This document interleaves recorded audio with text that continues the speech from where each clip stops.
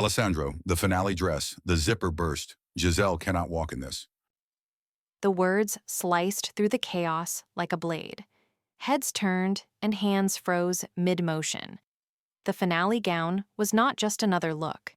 It was the gravitational center of the entire collection, the piece around which weeks of sleepless nights and obsessive perfection revolved. Without it, the show would not merely stumble, it would collapse. Panic rippled outward, tightening throats and quickening breaths. Burst? I used a vintage YKK zipper reinforced with steel. It did not burst. Giselle ate carbohydrates before the show. That is why it burst. Get out of my face. Alessandro Valli's voice did not rise. It cut. Deep and controlled, edged with fury, it carved a path through the noise until silence followed in its wake. He stood rigid and immaculate, even in chaos, every line of his tailored jacket sharp with intention. To him, failure was never mechanical. It was human. Somewhere nearby, a model swallowed hard, and an assistant took an unconscious step backward. But the show starts in 10 minutes. Who will wear the finale gown? It is the centerpiece. Time suddenly became a visible thing, heavy and suffocating. 10 minutes meant nothing and everything. It meant the audience already seated, critics poised with sharpened pens, and buyers calculating value before the first model even stepped onto the runway. Every second bled into the next, and all eyes drifted back to Alessandro, waiting for a miracle or an explosion. No one.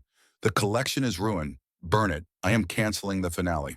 He began to pace, the hem of expensive fabric whispering against the floor with each turn.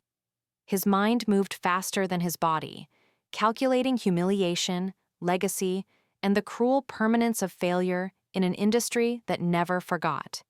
Canceling the finale was an act of violence against his own creation, but to Alessandro, imperfection was a greater sin than destruction.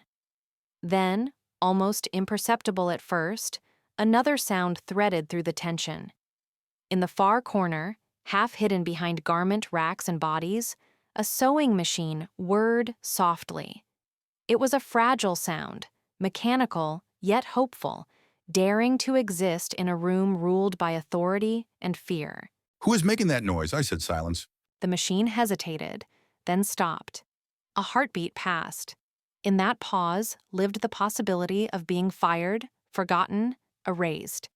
Finally, a voice emerged, not loud or confident, but brave enough to speak.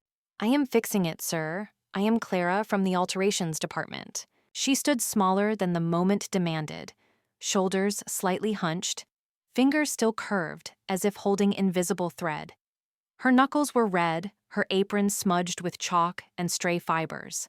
This was not her world of spotlights and applause. It was her world of seams and margins, where mistakes were hidden and victories went unseen. Fixing it? It is shattered silk. It cannot be fixed in 5 minutes. He moved toward her, each step deliberate.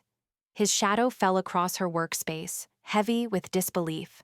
Silk, once torn, was a betrayal of trust, fragile and unforgiving. To promise repair was to promise the impossible. It can, if you do not use a zipper. I am sewing her into it. A blind stitch, it will hold. Her hands moved with quiet certainty, muscle memory overriding fear. The needle slipped beneath the fabric, unseen, catching just enough thread to bind without revealing itself. A pair of scissors flashed briefly under the lights, and the final thread was cut. The dress settled, whole again, as if it had never known damage. Done.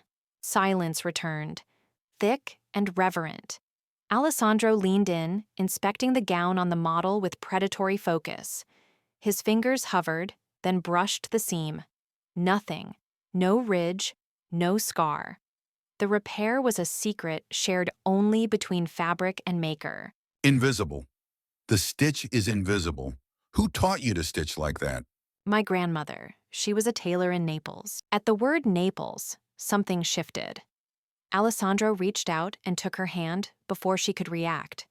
His palm was warm and steady, meticulously cared for, hands that commanded rather than labored.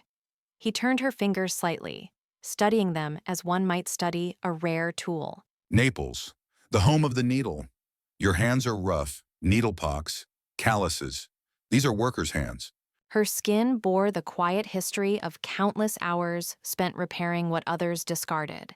Each callus was a testament to patience, to discipline, and to an intimacy with fabric that could not be taught in glossy studios. I am sorry, I use lotion, but Do not apologize. Smooth hands are for useless people. Rough hands create beauty. The show goes on, but you come to my atelier tomorrow morning at 8 a.m. Do not be late. he released her, already turning away as the machinery of the show roared back to life. Assistants moved, models lined up, and music swelled. Clara stood frozen for a moment, her hand still tingling where he had held it. Around her, the world resumed its frenzy, but something irreversible had already happened. The needle had been seen. The heavy double doors did not merely open, they surrendered with a slow, reverent groan, as if the atelier itself were drawing a breath. Beyond them lay a silence so profound it felt consecrated, like the hush of a cathedral before prayer. The air carried the faint scent of chalk, aged wood, and expensive fabric. Somewhere within that stillness, a single clock marked time with deliberate ticks, each second echoing softly and insisting that this sacred space obeyed its own measured rhythm. Footsteps followed, careful and tentative, pressing into the polished parquet floor. Each step produced a restrained, hollow sound, the wood responding like an instrument tuned to restraint rather than display. The floor reflected muted light from tall windows, its surface worn smooth by decades of designers, models, and dreamers who had crossed it with ambition heavy in their chests. Clara's footsteps seemed almost intrusive, as if the room were assessing her presence before granting permission. "Mr. Valley, you asked to see me?" By the far window stood a man partially turned away, framed by pale daylight. Alessandro's posture was relaxed yet controlled, one hand steadying a sketchbook while the other moved with confident precision.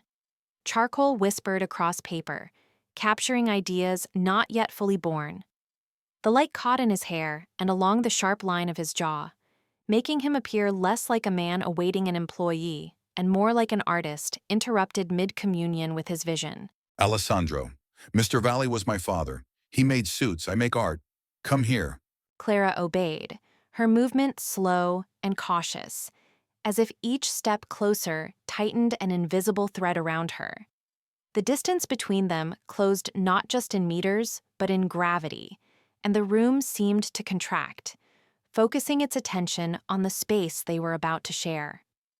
The clock continued its steady pulse, now sounding louder, as though counting down to something unspoken yet inevitable. I watched you last night. Not your sewing. I watched you move.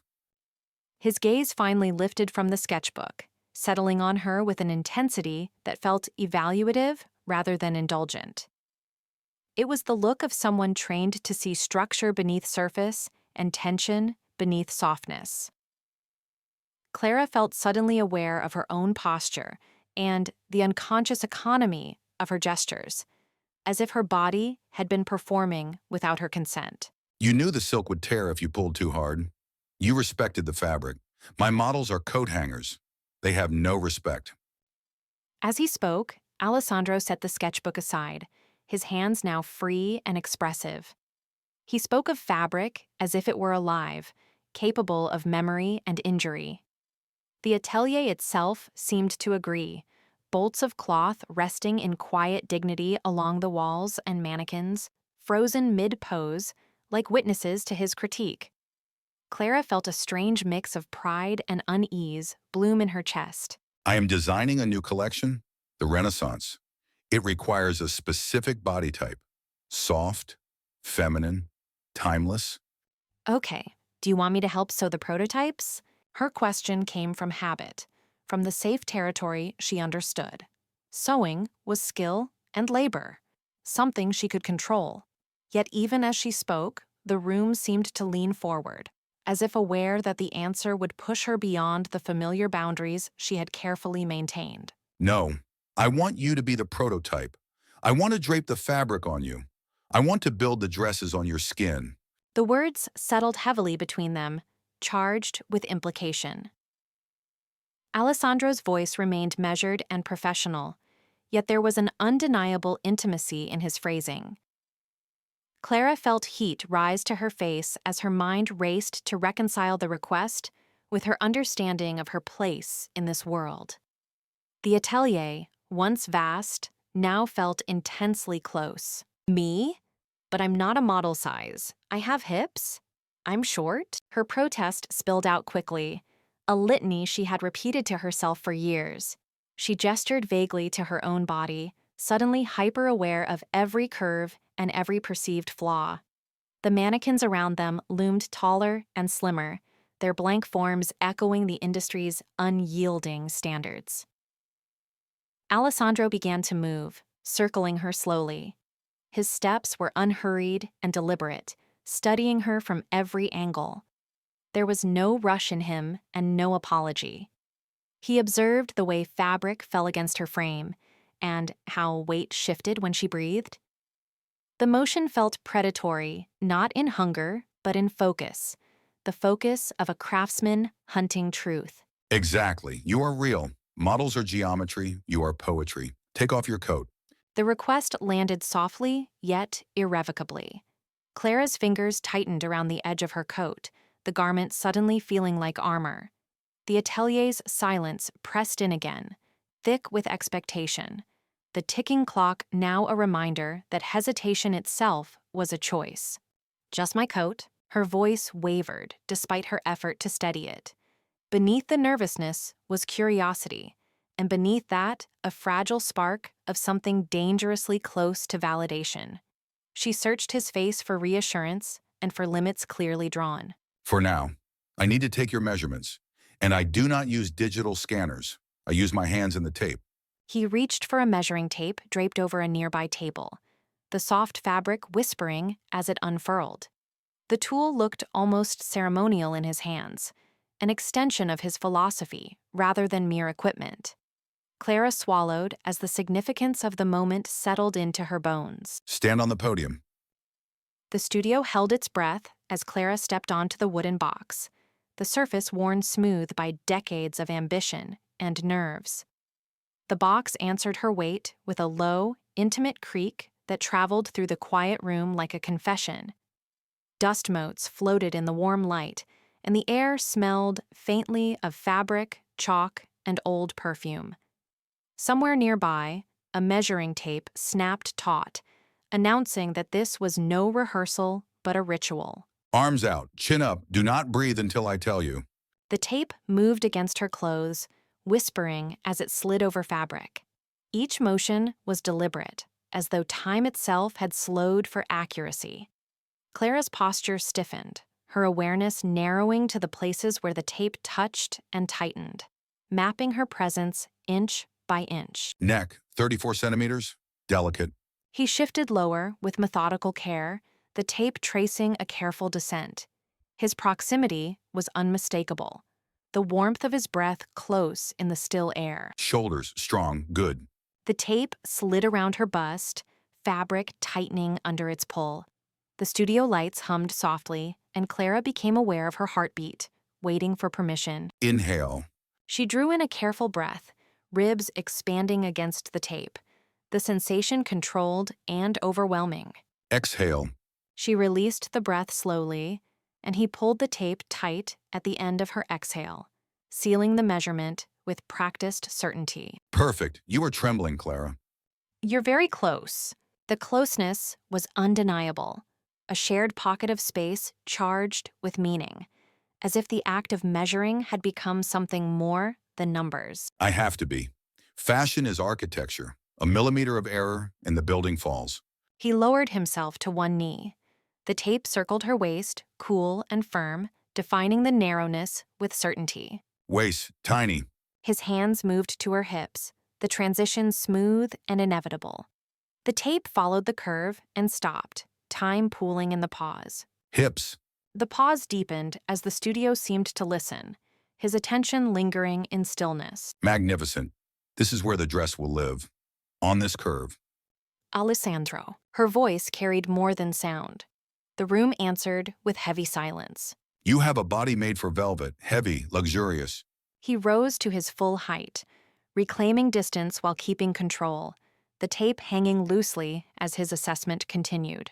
I am going to make you the most beautiful woman in the world, Clara. But you must belong to me, not to the agency, not to the union, to me.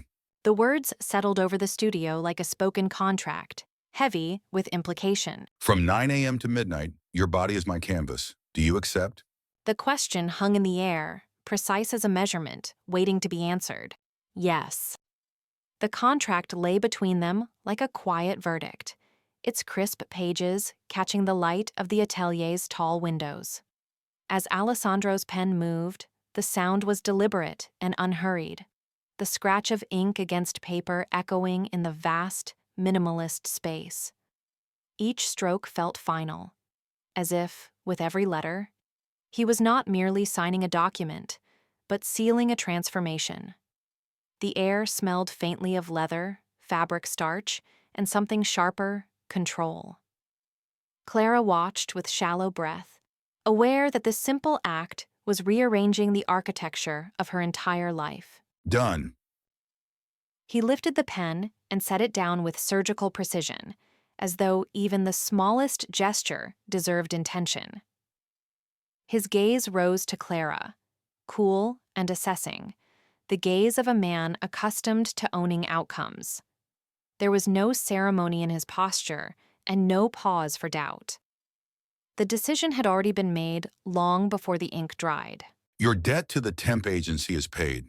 The words landed heavily, their meaning unfurling in layers.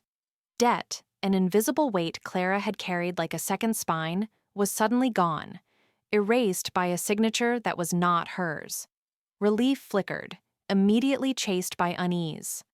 Freedom, she realized, rarely arrived without a new set of walls. You now live in the penthouse above the atelier. The penthouse conjured images of height and isolation, of glass walls and quiet luxury hovering above the city. It suggested privilege, but also surveillance, a perch from which Alessandro could summon her at will. Clara's thoughts spiraled upward, imagining her small, cluttered apartment dissolving into something sleek and unfamiliar. I need you available at all hours. Inspiration does not keep office hours. His tone made it sound less like a request and more like a law of nature. Inspiration, in his world, was a demanding tyrant, and Clara was being written into its service. Time itself seemed to bend around his expectations, shrinking her personal boundaries into something negotiable, almost disposable. The penthouse? But I have a cat and my plants. Her protest slipped out softer than she intended, anchored to the small living things that made her life feel like her own. The cat, with its stubborn routines and warm weight, curled against her ribs at night. The plants, imperfect and overwatered, growing despite her chaos. They were proof that she existed outside contracts and couture. Bring the cat. Throw away the plants. I will buy you orchids. He dismissed her concerns with effortless authority, already editing her life down to what he deemed worthy. Orchids were beautiful, expensive, and temperamental, chosen not for sentiment, but for aesthetics and control. And throw away these clothes. His eyes flicked to her outfit with unmistakable disdain, as if the fabric itself had personally insulted him. Clara suddenly felt the weight of every cheap seam and synthetic thread against her skin. Polyester, it offends me. It scratches the skin, and I need your skin pristine. The word pristine lingered, unsettling in its intimacy. It was not merely about comfort or quality, but about preservation, ensuring that nothing left a trace he had not designed. Clara's pulse quickened, her awareness sharpening around her own body, suddenly redefined as a working surface. What should I wear? The question felt like surrender, but also like survival. If this was the new terrain, she needed to understand its rules. He crossed the room and pulled open a wardrobe seamlessly integrated into the wall. Inside, fabric spilled like controlled excess, soft, pale, and impossibly luxurious. The scent of clean wool and silk drifted outward, a private world curated down to texture and tone. Silk robes, cashmere loungewear. He spoke the words as facts, not suggestions, as if these materials were the only logical interface between her body and the world she was entering. Nothing that leaves elastic marks on your skin. I cannot have marks ruining the line of my dresses. In his mind, her body already existed within his designs, an extension of the garments he envisioned. Marks were flaws and evidence of resistance. Clara felt the boundary between herself and his work thinning, becoming dangerously translucent. Go change. The command was final, sending a ripple of urgency through the room. Time tightened, compressing her thoughts into motion. We start draping in 1 hour. 1 hour marked the beginning of a countdown. As Clara turned toward the wardrobe, the enormity of her new reality settled into her bones. Luxury wrapped itself around her like silk, soft, suffocating, and impossible to ignore. Late night settled over the atelier like a held breath. The hour was suspended between yesterday and morning, when the city outside no longer pretended to be awake. Soft classical music drifted from unseen speakers, its strings slow and deliberate, curling through the air like smoke. Rain traced patient lines down the tall windows, each drop catching the amber light before sliding away. A quiet metronome that kept time with the room's pulse. Fabric moved with a life of its own. Bolts of silk whispered and sighed as they were lifted and turned, the sound heavy despite the delicacy of the material. Scissors opened and closed with precise intent, the metallic snip cutting through the hush in short, decisive beats. Every sound felt magnified, intimate, as if the room itself were listening, memorizing each gesture for later. Hold this here, against your collarbone, yes. He stepped closer, close enough that the shared warmth of the space narrowed to a single point between them. The silk brushed her skin for the first time, uncommitted, testing. Alessandro's hands were steady, practiced, lifting the fabric as though it were both fragile and dangerous. His focus drew an invisible boundary around them, shutting out the rest of the room. It's cold, the silk is cold. The chill of the fabric seeped into her, a sharp contrast against the ambient warmth of the studio lights. It carried with it the scent of dye and rain, of storage rooms and long journeys. Clara resisted the instinct to pull away, holding herself still as the silk claimed its place, a foreign presence learning the shape of her body. It will warm up. He began pinning the fabric directly onto her body, each motion economical and precise. A wrist cushion bristling with pins hugged his arm, a quiet testament to countless fittings before this one. The pins caught the light as they moved, tiny flashes of silver that disappeared as quickly as they came, anchoring the silk inch by inch to her form. Careful, do not move or I will prick you. His warning was calm, almost gentle, but it carried weight.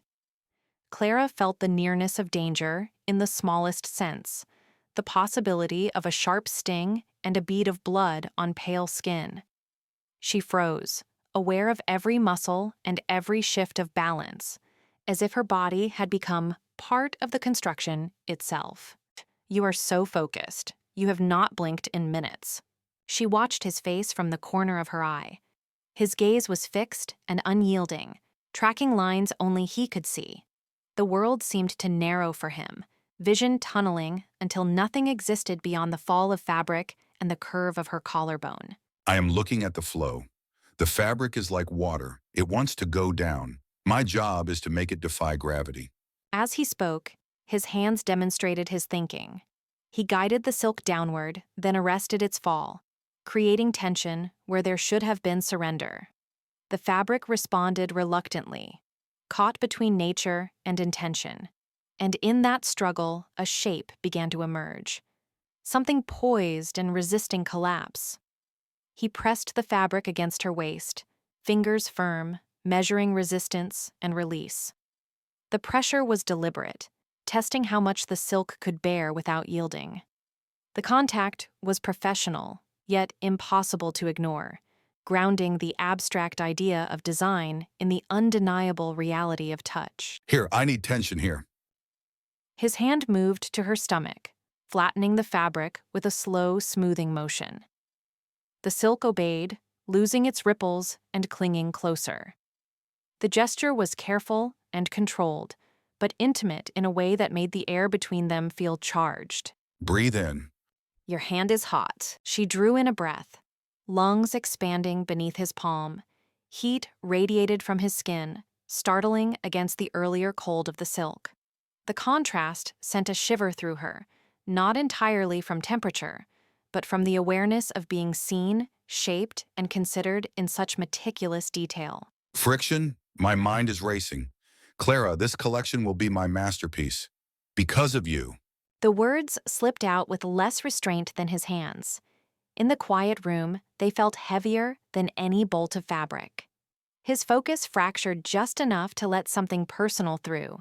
Ambition, hunger, and gratitude tangled together and aimed squarely at her. She turned her head toward him with careful slowness to avoid the pins, her eyes searching his face. Because of the dress? The question carried a challenge, an invitation to clarify what had been left deliberately ambiguous. Because of the woman inside it. Without you, it is just a rag. With you, it is a weapon. The rain pressed harder against the windows as his declaration settled between them. The silk, now warmed and shaped, seemed to listen as well, suspended in its defiance of gravity. In that moment, the dress was no longer just fabric, and Clara was no longer merely a model. Together they formed something sharp, intentional, and impossible to ignore. The room was filled with the intimate ritual of preparation. Brushes whispered softly against powder, glass clinked faintly against marble, and somewhere in the quiet symphony, a lipstick cap came off with a decisive click. It was a small sound, but it carried weight, echoing slightly in the enclosed space, as if announcing a point of no return. The air smelled faintly of cosmetics, wax, and pigment, with something floral beneath it all, mixing with the stillness of a room where every movement felt observed, measured, and charged with intent. The dress is black, the skin is pale. We need contrast. Alessandro's gaze moved over Clara with the trained precision of an artist and the dangerous focus of a man who cared too much. Black fabric clung to her like a shadow given shape, while her pale skin caught the light, almost luminous against it. He did not rush. He assessed, calculated, and then reached for the missing element, his fingers deliberate as he selected a single object that promised transformation. He held up the lipstick between them, allowing it to exist for a moment as more than an object, as an idea. The casing was sleek and dark, almost severe, and when he turned it slightly, the color revealed itself, rich, heavy, unmistakable. It was the kind of red that suggested secrets, indulgence, and danger all at once. Rouge noir. Deep red, like wine. The name alone seemed to thicken the air. It conjured images of stained crystal glasses, of slow evenings and faster heartbeats. Clara watched it, aware that something as simple as color could alter how she was seen, how she might be remembered. The distance between them felt suddenly smaller, charged with anticipation. I can put it on. Her voice broke the tension softly, offering autonomy, perhaps safety. It was an attempt to keep control over the moment, over herself. Yet even as she spoke, she sensed the answer before it came, and felt Alessandro's attention sharpen rather than relax. No, you will smudge the edges. Let me. There was no cruelty in his refusal, only certainty.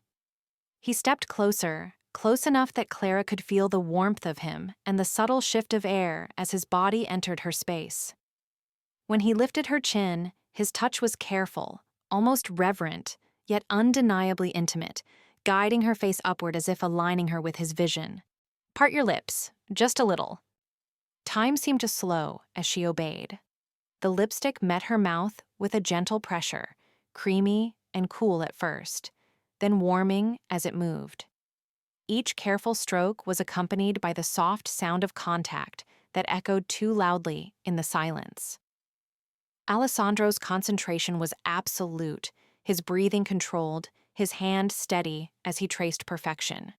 "Do not lick them, let it dry." He lingered, not touching now, just looking. Clara held herself still, hyper-aware of her lips and how they felt heavier and more present, as if newly claimed. When Alessandro finally met her eyes, something unguarded flickered across his face, admiration tangled with something far more dangerous. "God, you look dangerous." The word hung between them, sharp and intoxicating. Dangerous did not mean wrong here. It meant powerful, consuming, capable of undoing careful restraint. Clara felt it settle into her chest, altering the way she stood and the way she breathed. "Is that good?" Her question was almost innocent, but it carried an undercurrent of challenge. She searched his face for the answer, already sensing that whatever he felt went beyond professional satisfaction. "It is terrifying. It makes me want to ruin the lipstick." The confession escaped him before caution could stop it. Realizing this, he stepped back abruptly, as though physical distance might restore control. The spell fractured, but did not break, merely shifting and vibrating beneath the surface. "Go wash your face. I cannot work if I am distracted." The command was sharp, almost desperate. It was an attempt to reassert boundaries and undo what had already been set in motion. Yet the intensity in his eyes betrayed him, revealing that distraction was no longer something he could simply dismiss. "Am I distracting you, Alessandro?" She did not move or immediately comply. Instead, she held his gaze, the red of her lips now a quiet provocation. The room felt smaller and tighter, as if waiting for his answer. "You are consuming me. Go, before I forget that I am a gentleman." His voice dropped low, stripped of pretense. In it was hunger, restraint, and a warning all at once. The moment trembled on the edge of something irreversible, held together only by his final shred of discipline and the unspoken understanding that if she stayed 1 second longer, neither of them would remain unchanged. The cocktail party unfolded inside a cavernous hall washed in gold and crystal light, where chandeliers glittered like frozen fireworks above a sea of couture. The air was thick with expensive perfume, ambition, and unspoken rivalries. Glasses chimed ceremoniously as they touched, each clink a declaration of status. Cameras flashed without mercy, capturing smiles sharpened into weapons and immortalizing every calculated glance in the brutal archive of high fashion. From across the room, a figure cut through the crowd with deliberate arrogance. Jean-Luc moved as if the space belonged to him by birthright, his tailored suit a banner of inherited confidence.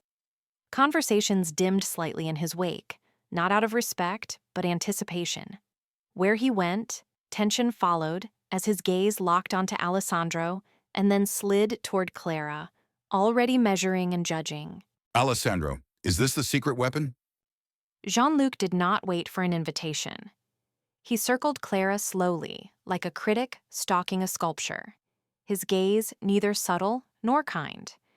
Each step was deliberate, designed to unnerve and assert dominance.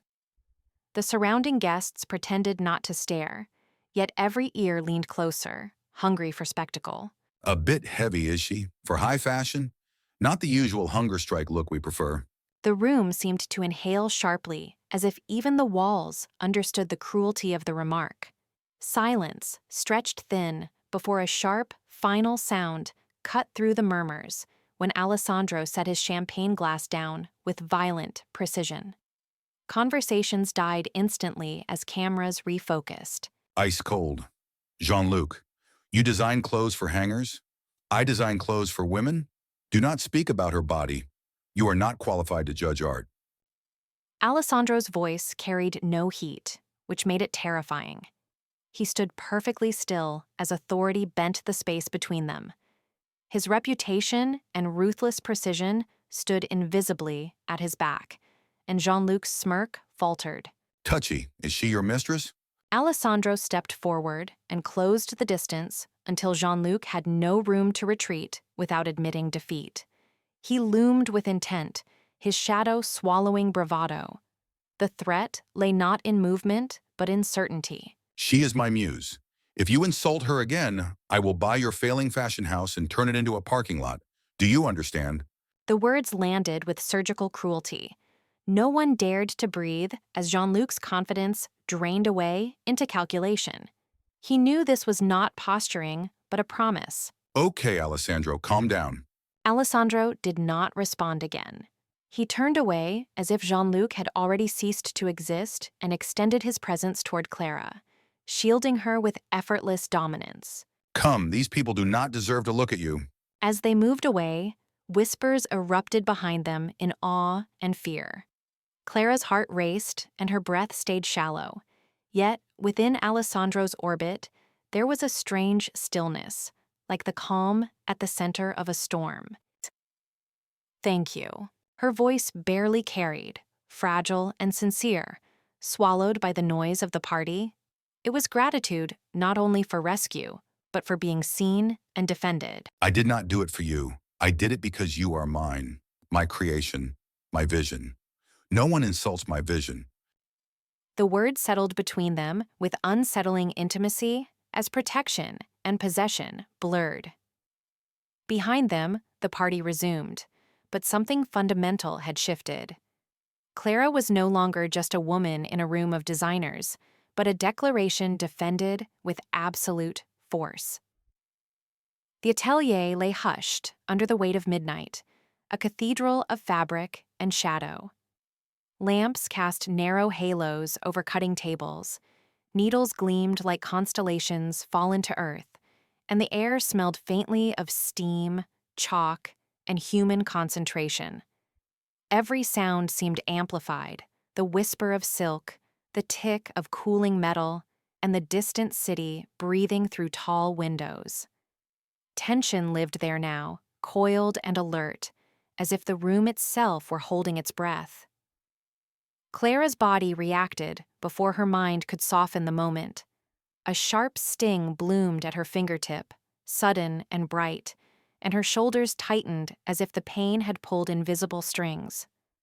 The work had demanded stillness for hours, and this small violence broke the spell, reminding her of skin beneath patience and of blood beneath elegance. Ouch!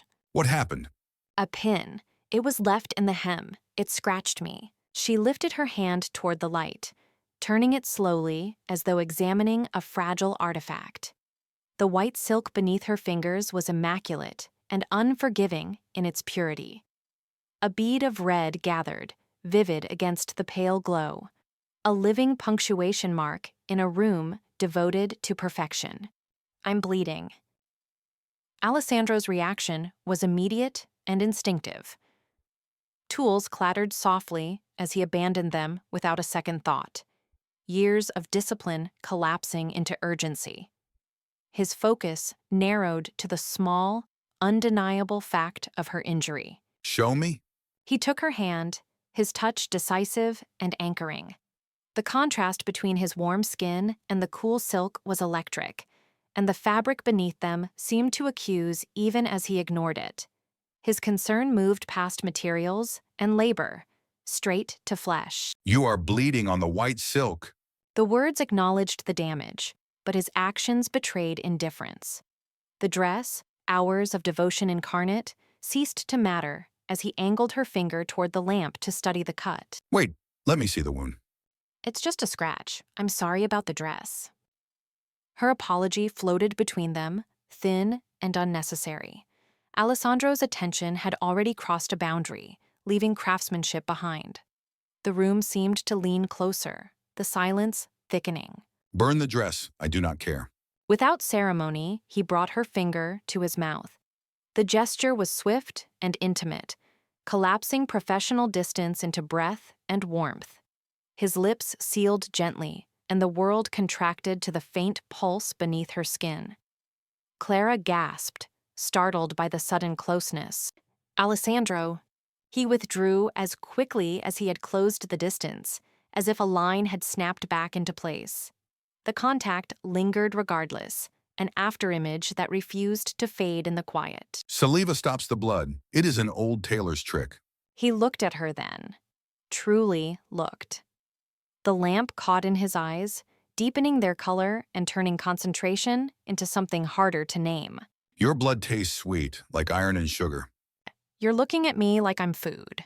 The accusation landed softly, but it rang true. The night, the exhaustion, and the relentless intimacy of creation had worn them thin, fraying boundaries under constant nearness. I have not eaten in 2 days. I have been feeding on this work. On you, Clara. We need to stop for tonight. Why? The question hung between them, heavy with everything unsaid. Outside, the city continued indifferent, but inside the atelier, time narrowed to a blade's edge.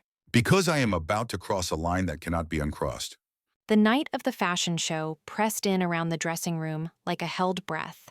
Outside, the building throbbed with distant music and muffled applause, and with the restless movement of bodies waiting to be impressed. Inside, the air was warmer and heavier, scented with fabric, powder, and anticipation. Light spilled from the mirrors in soft halos, catching on metal hooks and silk garments, while shadows gathered in the corners, making the room feel private and sealed off from the spectacle beyond the door. The corset lay against Clara's back like a second skin being patiently constructed. The sound of laces sliding through eyelets was deliberate and intimate, each pull accompanied by a faint whisper of fabric tightening. The structure of the garment asserted itself inch by inch, shaping and containing, promising strength as much as beauty. With every adjustment, the room seemed to narrow its focus, reducing the world to the measured rhythm of Alessandro's hands and the steady bar in front of her. Hold on to the bar. I need to tighten this. Breathe out. He pulled the laces with practiced control, not abrupt, but firm enough to demand obedience from both fabric and body. The corset responded instantly, cinching tighter and drawing Clara inward and upward at once. The sound was sharp and almost final, and it stole the air from her lungs for a brief, startling moment. Her breath escaped in a gasp, raw and unguarded, echoing softly against the mirror as her body adjusted to the new, uncompromising shape. It's tight. It supports you. It molds you. His hands moved up her sides slowly and deliberately, following the newly defined lines of her waist and ribs. His touch was not hurried and lingered, as if memorizing the geography of her body through the barrier of fabric. The corset held her firmly, making her feel contained rather than restricted, anchored rather than trapped. The sensation grounded her, pulling her awareness fully into herself and into the weight and presence of her own form. You feel incredible, solid, real. The other models feel like birds, breakable. You feel like the earth. Those words settled over her with unexpected gravity. In a world built on illusion and fleeting impressions, he spoke of permanence, of mass and inevitability. The mirror reflected a woman transformed, not just styled, but claimed by structure and intent. The corset did not merely decorate her, it declared her presence. She stood straighter, heavier with meaning, as if the ground itself had risen to meet her feet. Alessandro, everyone is waiting. Let them wait. He leaned forward until his forehead rested gently against the bare skin of her back. The contact was quiet and unshowy, a shared pause carved out of the surrounding chaos. His breath warmed her, steady and close, and for a moment, the noise beyond the door ceased to matter. The darkness of the room seemed to fold around them, protective, as though the world outside had been placed on mute. I don't want to send you out there. I don't want them to see you. I want to keep you here in the dark, just for me. The confession hung between them, heavy with desire and restraint. It was not possessive in gesture, but intimate in implication, revealing the tension between creation and release. The show demanded exposure, but this moment thrived on concealment. In the hush of the dressing room, the boundary between designer and muse blurred, replaced by something quieter, more dangerous, and deeply personal. But it's your masterpiece. You are the masterpiece. The dress is just packaging. He bent his head and pressed a kiss to her bare shoulder, a brief and reverent touch that sent a ripple of awareness through her. It was not rushed or indulgent, but purposeful, as if sealing a promise. The mirrors caught the movement and multiplied it, turning that single gesture into a private ritual reflected a dozen times over. Go stun them. But remember, when you walk towards me. The runway music surged like a living pulse, a fast, rhythmic bass that traveled through the floor and climbed up the spine of everyone present. It was not merely sound, but momentum, a command that sharpened the air and set hearts racing in unison. Each beat carved out a sense of inevitability, announcing that something decisive was about to happen, something that would not be ignored or forgotten.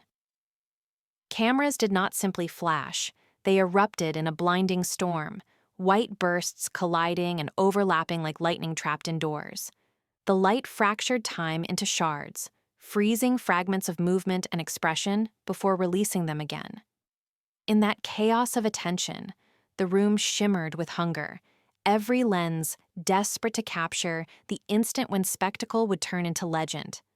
Her footsteps claimed the runway with a deliberate rhythm, each stride precise, confident, and unhurried.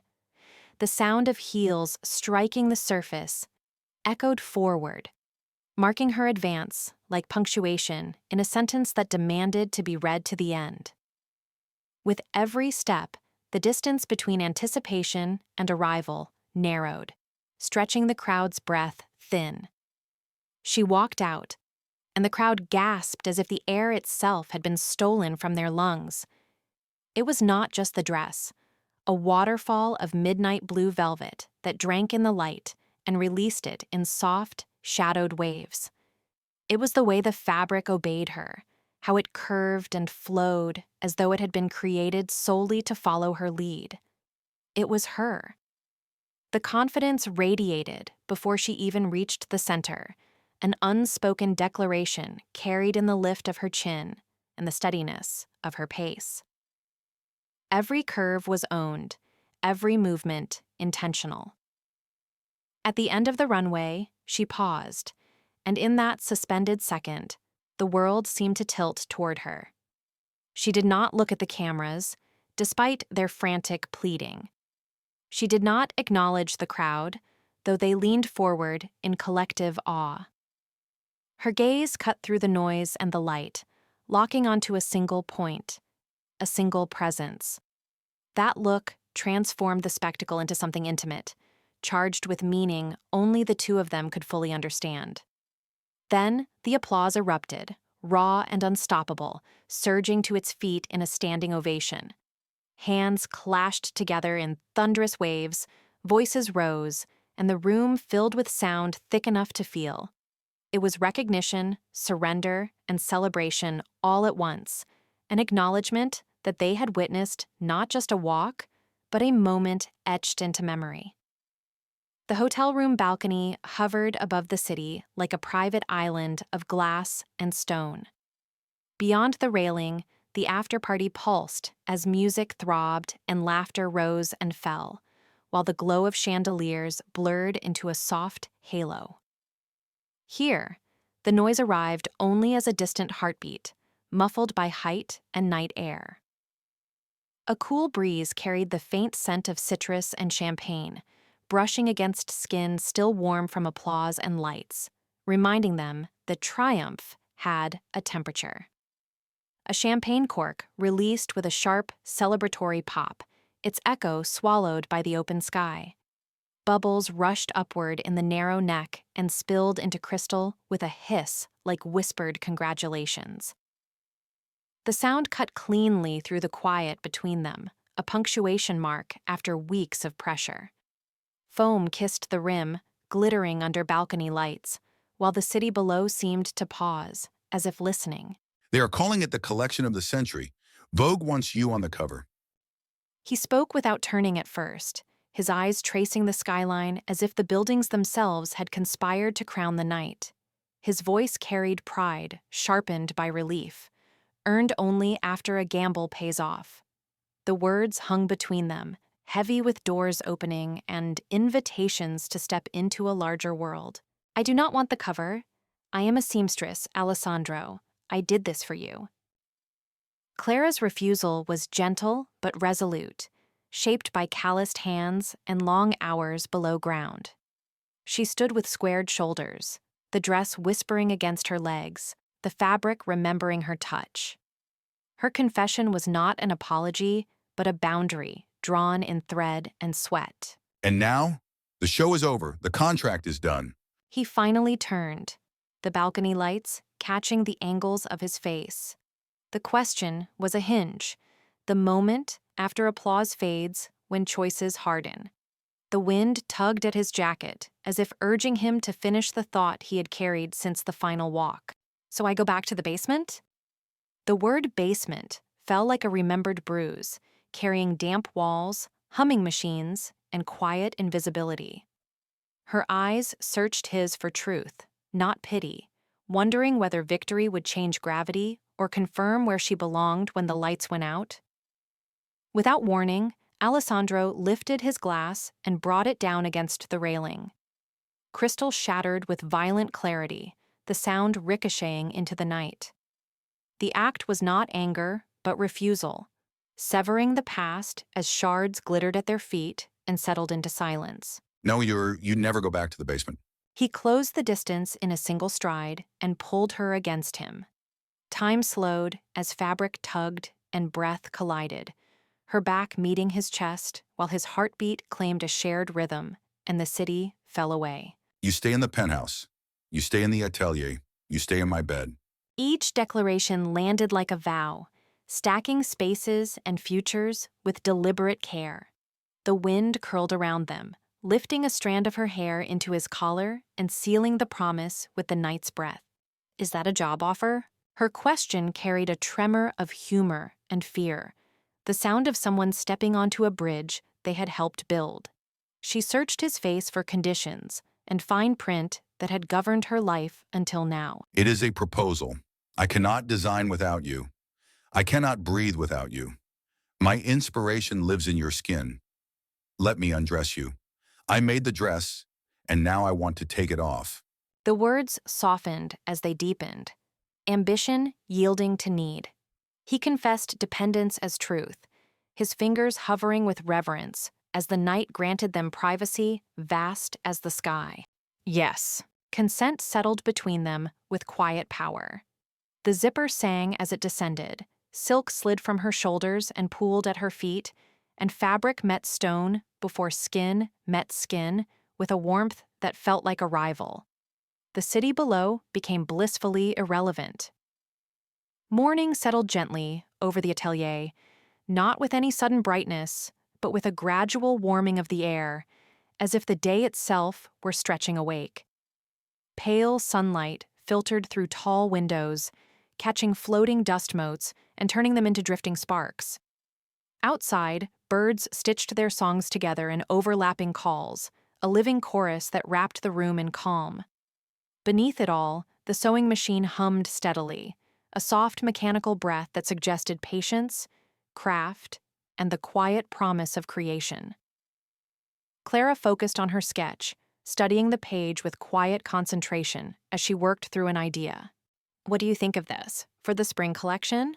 Clara stood at the work table, her posture relaxed yet focused, one hip leaning against the worn wood as her pencil moved with instinctive confidence. The page beneath her hand was alive with lines, curves suggesting motion, delicacy balanced against strength. She did not look up at first. Her attention was fully given to the idea forming under the graphite, as though the design might vanish if she broke eye contact with it too soon. Alessandro came up behind her and wrapped his arms around her in an easy, familiar embrace. Too much lace, but the silhouette is perfect because it looks like you.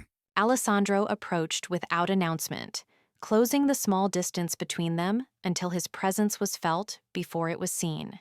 He wrapped his arms around her from behind, not tightly, but with an ease born of familiarity. His chin hovered near her shoulder as his gaze traced the sketch, then drifted to her reflection in the window. His critique was professional, but the warmth in his voice betrayed devotion that went far beyond fabric and form. "You're obsessed." She finally turned her head just enough to acknowledge him, a smile playing at the corner of her mouth. There was no accusation in her words, only affection shaped like teasing. The pencil paused midair, suspended between work and surrender, as if she were weighing whether to stay in the world of design or step fully into the moment he was creating around her. I am a devotee, and you are my religion.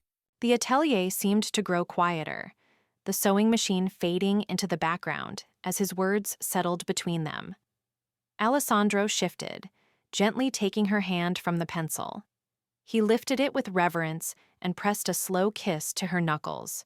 The gesture carried years of shared labor, late nights, arguments, reconciliations, and the unspoken understanding that their lives were stitched together as tightly as any seam. Now put down the pencil. I need to take your measurements again, just to be sure. He guided her hand toward the table, easing the pencil from her fingers with ceremonial tenderness. Reaching for the tape measure, he let it unfurl with deliberate slowness, the thin strip catching the light as it extended. His expression was serious in the way artists get when passion disguises itself as necessity, when desire finds shelter behind the language of work. Clara laughed, the sound bright and unguarded as it filled the quiet room. "You measured me yesterday." Her laughter rang out, cutting through the quiet room like a burst of music. She turned fully to face him, her eyes sparkling with amusement, her body already relaxing in anticipation of his touch. The laughter carried comfort, proof that this ritual was one they both cherished rather than questioned. Measurements change, and I need an excuse to touch you. The tape measure snapped lightly as he adjusted it, the sound crisp and intimate in the enclosed space. He stepped closer, their shared laughter blending with the faint birdsong outside. As he leaned in, the line between craft and affection dissolved completely, sealing the morning with warmth, familiarity, and the quiet certainty of a legacy built together, one moment at a time.